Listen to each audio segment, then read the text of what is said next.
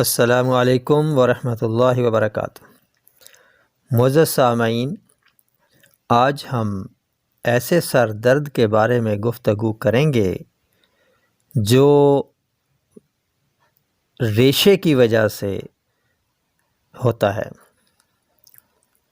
علامت میں سر درد مسلسل رہتا ہے، جھکنے سے زیادہ ہو جاتا ہے، پیشانی اور چہرے کی ہڈیاں درد کرتی ہیں، ناک بند ہو جاتی ہے، کبھی گاڑھا سبزی مائل گرے بلغم جمع ہوا مشکل سے نکلتا ہے، کبھی ریشہ کے ساتھ خون بھی آ جاتا ہے، بے چینی رہتی ہے، آواز بدل جاتی ہے، کپڑا گرم کر کے پیشانی پر رکھنے سے عارضی سکون محسوس ہوتا ہے۔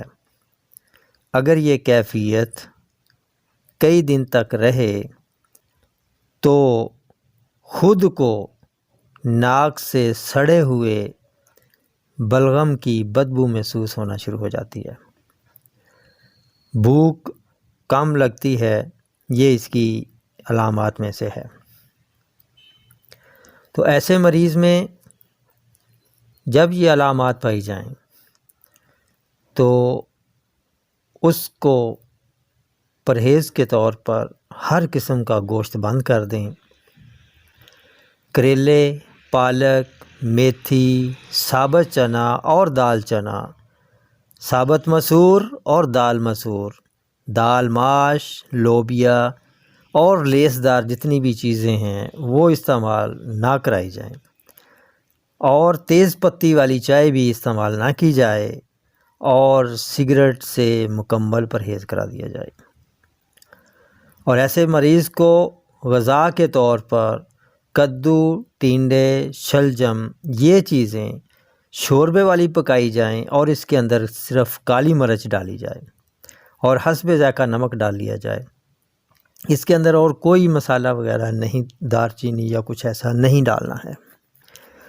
اور یہ مریض کو کہیں کہ یہ کاشیں جو کدو، ٹینڈے یا شلجم کی ہیں یہ کھا لے، اور اوپر سے وہ شوربہ استعمال کرے، شوربہ پی لے، اور دن میں کم از کم 4 دفعہ یہ کہوہ استعمال کریں، جس کے اجزاء آپ نوٹ فرما لیں، میں لکھواتا ہوں، نوٹ فرما لیں۔ استوخدوس بڑا 1 چمچ، زیرہ سفید آدھا چمچ، دھنیا خشک 1 چمچ، پانی آدھا کلو۔ ان تمام چیزوں کو آپ ابالنا شروع کریں۔ جب پانی 1.5 پاؤ باقی رہ جائے تو اس میں شہد یا میٹھا ڈال کر استعمال کریں۔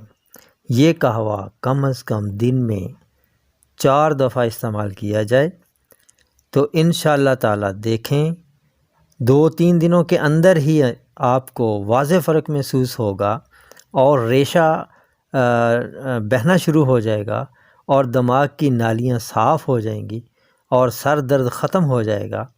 تو یہ ایک ایسا نسخہ ہے جو کہ ہر گھر میں ہونا بہت ضروری ہے۔ بچوں کو اگر ایسی بات ہو تو اس میں اس کی مقدار خوراک کم کر دی جائے، یعنی جہاں بنائے تو اسی مقدار سے، لیکن پینے کے لیے ان کو ½ کپ یا اس سے بھی کم ڈوز جو ہے وہ استعمال کرائی جائے۔